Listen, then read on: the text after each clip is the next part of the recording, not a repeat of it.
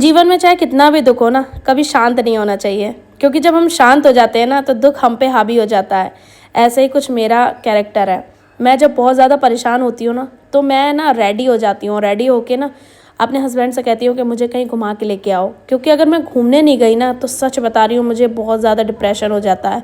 क्योंकि मैं ना बहुत ज़्यादा खुश रहने वाली इंसान हूँ, और मेरे पास अगर थोड़ी सी भी टेंशन आ जाए ना तो मैं ख़त्म हो जाती हूँ अंदर से।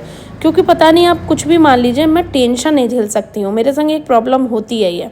लोग ले लेते होंगे बड़ी बड़ी टेंशन, लेकिन मेरे घर में मुझ पे कभी बहुत ज़्यादा टेंशन्स नहीं डाली गई, जिस वजह से मैं थोड़ी सी भी टेंशन आने पे परेशान हो जाती हूँ।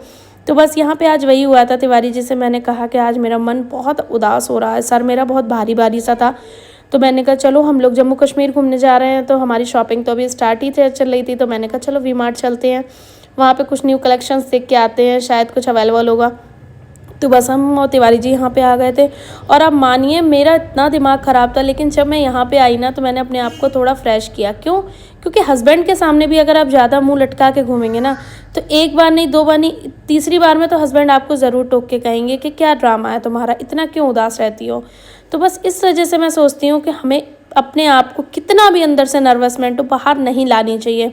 क्योंकि जब हमारा दुखीपना बाहर आ जाता है ना, तो लोग हमसे भागने लग जाते हैं, हमसे दूर होने लगते हैं। क्योंकि कोई भी हमारे संग खुश तो रह सकता है, लेकिन हमारे संग कोई दुख में साथ नहीं रहता, चाहे फिर वो हमारे पति क्यों ना हो। एक समय तक वो भी हमारा साथ देंगे, फिर कहेंगे कि अरे हमारा तो रोज़ का ड्रामा हो गया है। ये बात मैंने अपनी मम्मी से हमेशा सीखी। मेरी माँ बहुत परेशान रहती थी, हमारे पापा और मम्मी की अक्सर लड़ाइयाँ हुआ करती थी। कभी उन दोनों में बहुत सुलह नहीं देखी। क्यों? क्योंकि पापा बीमार रहते थे, कुछ कमा नहीं पाते थे ज़्यादा, और मम्मी भी गृहस्थी चलाती थी। तो जाहिर सी बात है, इन ऐसी कंडीशन में लड़ाई दंगा तो होना जाहिर सी बात था।